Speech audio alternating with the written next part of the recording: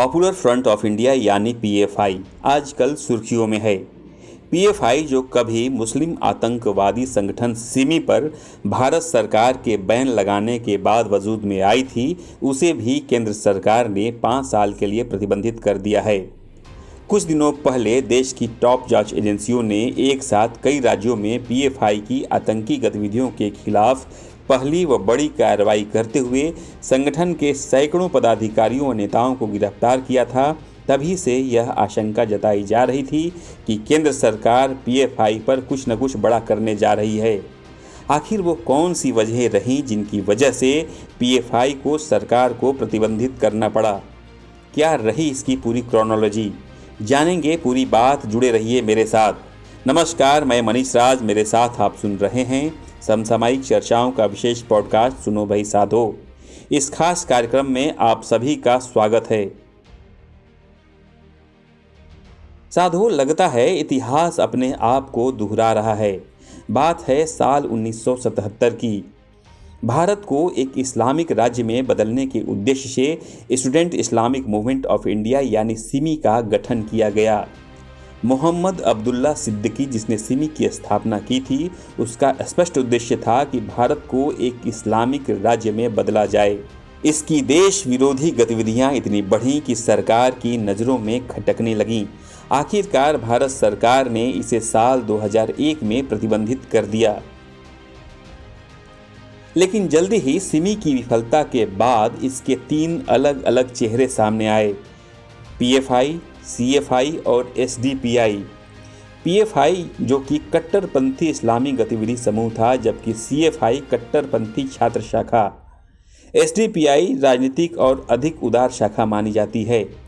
ये तीनों संगठन भारतीय संविधान के तहत असहयोग और नियमों का पालन न करने की अपनी गतिविधियों और उद्देश्यों के साथ चाहते थे कि मुस्लिम समुदाय उनके लिए विशेष दर्जे के लिए अपना आधार खड़ा करे। तीनों संगठनों ने अपने एजेंडे को 3 अलग अलग आंदोलनों में धकेल दिया। पहला था हिजाब मुद्दा, फिर दूसरा अजान मुद्दा और तीसरा मदरसा मुद्दा। कर्नाटक में शुरू हुए हिजाब और अजान दोनों मुद्दों को पीएफआई और सीएफआई ने तैयार किया था, जबकि मदरसा मुद्दा उत्तर प्रदेश में शुरू हुआ था। अब स्थिति ऐसी हो गई है कि सरकार को इन संगठनों को पूर्ण प्रतिबंधित करने को विवश होना पड़ा है। साफ शब्दों में यदि कहा जाए तो पीएफआई के गुनाह ही उसके गले का फंदा बन गए। वैसे भारत सरकार ने जो बात बताई है और उसमें इसके गुनाहों की चर्चा की गई है, जिनकी वजह से इस पर प्रतिबंध लगाने को सरकार बाध्य हुई है, इसमें सबसे ऊपर तो यह है कि पीएफआई के कुछ संस्थापक प्रतिबंधित सिमी के नेता रहे हैं तथा पीएफआई का संबंध जमातुल मुजाहिदीन बांग्लादेश से भी रहा है। यह दोनों संगठन पहले से ही प्रतिबंधित संगठन हैं।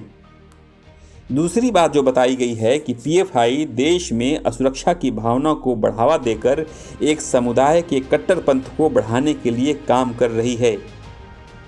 पीएफआई का तीसरा गुनाह यह है कि यह संगठन जिन मामलों में शामिल रहा है वह देश की संवैधानिक प्राधिकार का अनादर करता है तथा बाह्य स्रोतों से प्राप्त धन और वैचारिक समर्थन के साथ यह देश की आंतरिक सुरक्षा के लिए एक बड़ा खतरा बन गया है। पीएफआई का चौथा गुनाह यह है कि यह संगठन और इसके लोग बार बार हिंसक और विध्वंसक कार्यों में संलिप्त रहे हैं, जिनमें एक कॉलेज प्रोफेसर का हाथ काटना, अन्य धर्मों का पालन करने वाले संगठनों से जुड़े लोगों की निर्मम हत्या करना, प्रमुख लोगों और संस्थानों को निशाना बनाने के लिए विस्फोटक प्राप्त करना और सार्वजनिक संपत्ति को नुकसान पहुंचाना भी शामिल हैं। पीएफआई के 5वें गुनाह में इसके दुनिया भर के मुस्लिम आतंकवादी समूहों के साथ अंतर्राष्ट्रीय संपर्क के कई उदाहरण हैं। पीएफआई के कुछ सदस्य आईएसआईएस में शामिल हुए हैं और सीरिया, इराक और अफगानिस्तान में आतंकी गतिविधियों में भाग लिया है।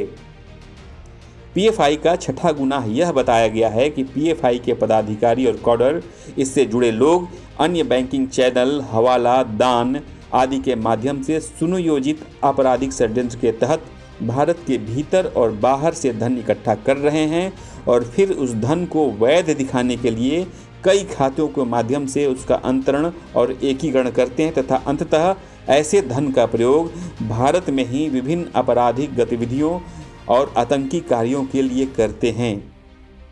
पीएफआई के 7वें गुनाह के रूप में सरकार ने यह बताया है कि पीएफआई की राष्ट्र विरोधी गतिविधियां राज्य के संवैधानिक ढांचे और संप्रभुता का अनादर करती हैं और इसीलिए सरकार ने कहा है कि इसके विरुद्ध तत्काल और त्वरित कार्रवाई जरूरी है। उत्तर प्रदेश, कर्नाटक, गुजरात की राज्य सरकारों ने पहले ही पीएफआई को प्रतिबंधित करने की अनुशंसा की है। केंद्र सरकार का कहना है कि यदि पीएफआई और इसके सहयोगी संगठनों पर तत्काल रोक या नियंत्रण न लगाया गया है तो पीएफआई और इसके सहयोगी संगठन देश विरोधी गतिविधियों को जारी रखेंगे, जिससे लोक व्यवस्था भंग होगी, राष्ट्र का संवैधानिक ढांचा कमजोर होगा। पीएफआई और इसके सहयोगी संगठन एक वर्ग विशेष के लोगों में देश के प्रति असंतोष पैदा करने के उद्देश्य से उनमें राष्ट्र विरोधी भावनाओं को भड़काते हैं और उनको कट्टरवाद के प्रति उकसाना जारी रखेंगे, जिससे देश की अखंडता, सुरक्षा और संप्रभुता के लिए खतरा उत्पन्न हो सकता है। सारे तथ्यों के मद्देनज़र केंद्र सरकार ने पीएफआई पर 5 साल का बैन लगाया है। हालांकि सरकार के इस कदम की कुछ राजनीतिक पार्टियां विरोध भी कर रही हैं। समाजवादी पार्टी के नेता शफीकुर रहमान वर्क ने कहा है कि पीएफआई चूंकि मुसलमानों की हितैषी पार्टी है और सरकार जो है मुसलमानों का भला नहीं चाहती है, इसी वजह से इस पर बैन लगाया गया है। हालांकि कई अन्य दलों के नेताओं ने इस कदम का स्वागत किया है और उनका कहना है कि देश से ऊपर कुछ भी नहीं है। बहरहाल पॉपुलर फ्रंट ऑफ इंडिया यानी पीएफआई अब एक प्रतिबंधित संगठन है। इसकी सारी आर्थिक गतिविधियां व सामाजिक गतिविधियां अब सरकार के प्रतिबंध के दायरे में हैं।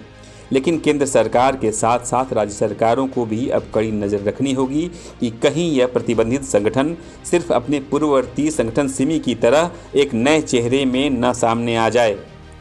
आज के लिए बस इतना ही। आपने अभी तक चैनल या पेज को सब्सक्राइब नहीं किया है तो ज़रूर करें। आपको हमारा पॉडकास्ट कैसा लगा इस बारे में कमेंट कर सकते हैं, इसे लेकर सुझाव दे सकते हैं। सुनो भाई साधो में मैं फिर मिलूँगा एक नए मुद्दे से आपको रूबरू कराने। तब तक के लिए आज्ञा दीजिए। नमस्कार, आपका दिन शुभ हो।